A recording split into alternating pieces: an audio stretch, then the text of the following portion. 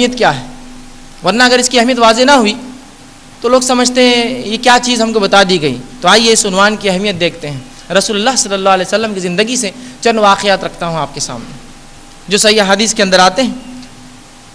اور پہلا واقعہ جو آپ کے سامنے رکھوں گا توحید کی اہمیت کے تعلق سے، یہ اس شخص کے تعلق سے ہے جس کے تعلق سے ہم سب کی ماں عائشہ رضی اللہ عنہا نے رسول اللہ صلی اللہ علیہ وسلم سے سوال کیا۔ بڑی مشہور حدیث ہے یہ بھی۔ ماں عائشہ رضی اللہ عنہا کے تعلق سے ایک روایت آتی ہے کہ انہوں نے ایک بار رسول اللہ صلی اللہ علیہ وسلم سے سوال کیا اور پوچھا، اللہ کے رسول عبداللہ بن جدعان کہاں جائیں گا؟ عبداللہ بن جدعان کا کیا ہوگا؟ اب سمجھ جائیے، جب ماں عائشہ رضی اللہ عنہا کسی کے تعلق سے سوال کر رہی ہے، کوئی عام شخصیت تو نہ ہوں گی، سوال ہو رہا ہے کہاں جائیں گا، اس شخص کا کیا ہوگا، اور اس کے مرنے کے بعد یہ سوال ہوا۔ رسول اللہ صلی اللہ علیہ وسلم فرماتے ہیں، اے عائشہ، عبداللہ بن جدعان جہنم میں جائیں گا، اس لیے کہ اس نے اپنے رب سے کبھی یہ نہیں کہا اے رب میرے گناہوں کو معاف کر، مطلب کبھی ایمان نہیں لایا اور ایمان کے بعد اپنے رب سے توبہ نہیں کی، اس بنیاد پر عبداللہ بن جدعان جہنم میں جائیں گا، جنت میں نہیں جائیں گا۔ اب یہ عبداللہ بن جدعان ہے کون جس کے تعلق سے یہ سوال ہو رہا ہے؟ آئیے عبداللہ بن جدعان کی شخصیت بھی بتا دوں۔ مسلم کی روایت ہے، عبداللہ بن جدعان وہ شخص تھا، اور سیرت کی اور تاریخ کی واقعات آپ جانتے ہیں، عبداللہ بن جدعان وہ شخص تھا جو بہت سخی انسان تھا۔ یہ مکے میں آنے والے ہر شخص کو پانی پلاتا، ہر آنے والے حاجی کو تحفے میں بکریاں دیتا، اور یہ روز غریبوں کو مسکینوں کو کھانا کھلاتا، ننگوں کو کپڑے پہناتا، اور اس کے کھانے کھلانے کے تعلق سے اتنی بات مشہور تھی کہ مسلم کی روایت میں رسول اللہ صلی اللہ علیہ وسلم کے تعلق سے حدیث میں آتا ہے کہ آپ صلی اللہ علیہ وسلم گرمی کی تپش سے بچنے کے لیے ظہر کی نماز کے بعد اس دیگ کے آڑ میں، اس کے دیگ کے سائے میں لیٹتے اور بیٹھتے، جس دیگ میں یہ لوگوں کو کھانا بنا کر روز کھلاتا۔ یہ وہ شخص تھا کہ جو لوگوں کو کھانا کھلاتا، اتنی بڑی دیگ تھی جس کے آڑ میں ایک انسان سو سکتا تھا۔ تو رسول اللہ اس دیگ سے آڑ لگا کر بیٹھتے یا اس کے سائے میں آرام فرمایا کرتے تھے۔ اس دیگ میں عبداللہ بن جدعان روز لوگوں کو کھانا پکا کر کھلایا کرتا تھا۔ یہ اس کی سخاوت کا حال ہے۔ اسی طرح شام میں ایک بار سوکھا پڑا تو عبداللہ بن جدعان نے 1000 اونٹ مال سے لدے شام بھیجے تاکہ ان لوگوں کی مدد ہو۔ 1000 اونٹ تصور کرنا مشکل ہے، 1000 گائے تصور کیجیے، کبھی اس کا ریوڑ دیکھیے جب چلتا ہے، اور صرف گائے نہیں، گائے پہ مال لدا ہو، تو 1000 اونٹ مال سے لدے اس نے جو ہے تقسیم کر دیے، لوگوں کو دے دی۔ یہ اس کی سخاوت کا حال ہے۔ یہ مال خرچ کرتا ہے، اور یاد رکھیے مال خرچ کرنا یہی سب سے مشکل کام ہے ایک انسان کے لیے۔ مال خرچ کرنا کسی بھی راہ میں ایک انسان کے لیے سب سے مشکل کام ہے، اور بالخصوص اللہ کی راہ میں یا دوسروں کے لیے۔ رسول اللہ صلی اللہ علیہ وسلم کے تعلق سے آتا ہے کہ بہت سی بار یوں ہوا کہ جب جنگوں کا معاملہ آیا، رسول اللہ کو تعاون کی ضرورت محسوس ہوئی، تو آپ صلی اللہ علیہ وسلم نے لوگوں کے سامنے اپنا گریبان اٹھایا اور کہا کون ہے جو اس میں ڈالیں گا، کیونکہ لوگ مال خرچ نہیں کرتے آسانی سے۔ تو اللہ کے نبی کو بھی پھیلانا پڑا اپنا دامن، کون ہے جو اس کے لیے مال خرچ کرے۔ تو عبداللہ بن جدعان وہ مال خرچ کر رہا ہے، لوگوں پر پانی پلاتا ہے، بکریاں تحفے میں دیتا ہے، سوکھا پڑ رہا ہے تو 1000 اونٹ بھیجے جا رہے ہیں، اور ہر ننگی کو کپڑا پہناتا ہے اور لوگوں کو کھانا کھلاتا ہے۔ یہ ہے عبداللہ بن جدعان۔ اس کے تعلق سے سوال ہو رہا ہے اللہ کے رسول کہاں جائیں گا؟ کہا جہنم میں جائیں گا، جنت میں نہیں جائیں گا۔ کیوں؟ تو کبھی ایمان نہیں لایا اور یہ نہیں کہا میرے رب مجھے معاف کر۔ یہ ہے توحید، ایمان نہیں لایا اس نے، ایک اللہ کو نہیں مانا اس نے۔ گو اللہ پر اس کا یقین ایمان تھا، لیکن ویسا نہیں تھا جیسا حق تھا اس کا۔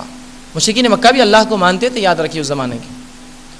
آئیے دوسرا واقعہ رسول اللہ کے زمانے سے دیکھیے توحید کی کیا اہمیت ہے۔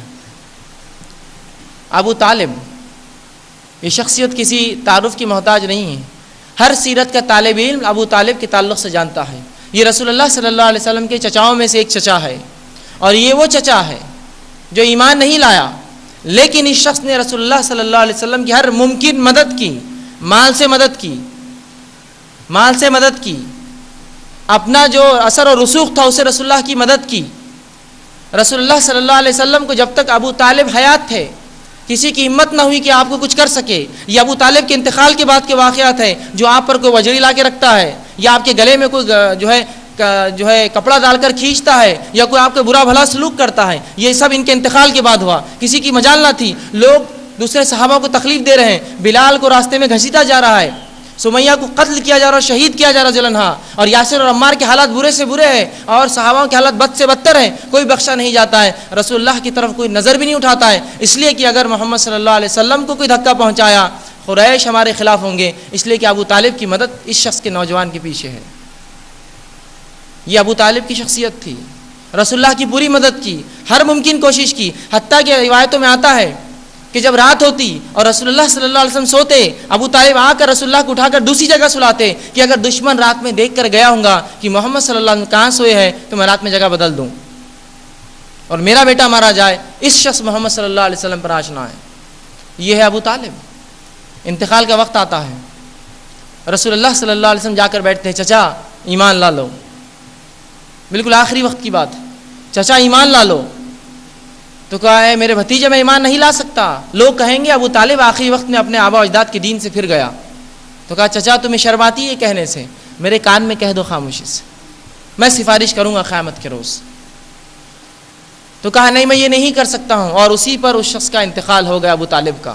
رسول اللہ صلی اللہ علیہ وسلم آیت نازل ہوتی انک لن تہدی من احببت ولکن اللہ یہدی من یشاء، اے محمد جس کو تم چاہو ہدایت نہیں دے سکتے، اللہ جس کو چاہتا ہے ہدایت دیتا ہے۔ ابو طالب کا انتقال ہو گیا۔ صحابہ نے پوچھا اللہ کے رسول ابو طالب کا کیا ہوگا، انتقال کر گیا۔ تو رسول اللہ صلی اللہ علیہ وسلم نے فرمایا ابو طالب کو جہنم کا سب سے ہلکا عذاب دیا جائے گا، جنت سے نہیں، جہنم سے نہیں بچ سکتا، وہ بھی سب سے ہلکا عذاب دیا جائے گا۔ عذاب یہ ہوگا کہ ابو طالب کے ٹخنوں تک جہنم کی آگ ہوں گی، ڈبایا جائیں گا، جوتیاں پہنائی جائیں گی کہ روایت میں ہے، اور لیکن اس کی تپش اتنی زیادہ ہوں گی کہ اس کا بھیجا سر میں کھولتا رہے گا۔ یہ سب سے ہلکا عذاب ہے، اور ابو طالب یہ سمجھیں گے یہ عذاب سب سے زیادہ ہے، یہ سب سے ہلکا عذاب ابو طالب کو، لیکن جنت کبھی نہیں یاد رکھی۔ کیوں؟ توحید ایمان نہیں لائے۔ یہ ہے توحید کی اہمیت، یہ جنت اور جہنم کا فرق کرتی ہے یہ چیز۔ آئیے تیسرا واقعہ، ایک ایسی شخصیت جو آپ نے بار بار سنا، ابو جہل۔ ہر سیرت کے طالب ابو جہل کا نام جانتا ہے کہ اس نے کیا نہیں ظلم کیے، کیا نہیں کیا۔ اس کا نام ابو جہل نہیں تھا، یاد رکھیے، اسے کسی بیٹے کا نام جہل نہیں تھا۔ ابو جہل تو اس لیے کہا گیا کہ ایمان نہیں لایا، جہالت کو اختیار کیا۔ اس کا اصل نام تھا، جس نام سے مشہور اور معروف تھا، اس کا نام تھا ابو الحکم، حکمتوں کا باپ۔ یہ اتنا حکیم اور دانا تھا کہ قریش کے تمام معاملات پورے دنیا سے ہی سنبھالتا، پورے جتنے بھی جو ان کے انٹرنیشنل جو ہوتے ہیں ڈپلومیٹک ٹریٹی جس کو کہیں گے، لوگوں سے ملنا، ممالک میں جانا، بادشاہوں سے تعلق قائم کرنا، ابو جہل کرتا۔ لوگ اسے ابو الحکم کہتے ہیں، لیکن ایمان آیا، ایمان نہیں لایا تو سب سے عقل مند آدمی بھی سب سے بیوقوف کہلایا، اور ابو جہل قیامت تک سب بولتے رہیں گے اس کو، کیوں تو اس نے ایمان آنے کے بعد ایمان نہیں لایا، سب سے جاہل آدمی ہے پھر وہ جو ایمان نہ لائے۔ تعجب کی بات ہے نا، اتنا ہوشیار اور ایمان نہ لائے، عجیب بات ہے۔ تو ابو جہل کہلایا ابو الحکم کے بدلے۔ تو یہ توحید ہے جس نے یہ فرق کیا۔ چوتھا واقعہ، ابو لہب۔ ابو لہب کو کون نہیں جانتا ہے، رسول اللہ صلی اللہ علیہ وسلم کا دوسرا چچا ہے۔ یہ وہ چچاؤں میں سے جو ایمان نہیں لایا لیکن سخت تھا اسلام کے خلاف۔ ابو طالب نرم تھے، اسلام خلاف کبھی کام نہیں کیا، اور حمزہ رضی اللہ عنہ تو ایمان لا لیے۔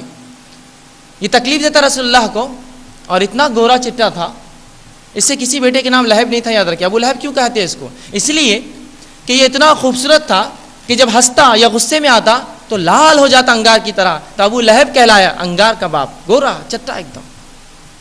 لیکن اس کے تعلق سے پوری صورت اتر گئی، جہنم میں جائیں گا یہ بھی، اس لیے کہ ایمان نہیں آیا رسول اللہ پر۔ لیکن ابو جہل کے برخلاف ادھر بلال ہے، بلال بن رباح جو غلام ہے۔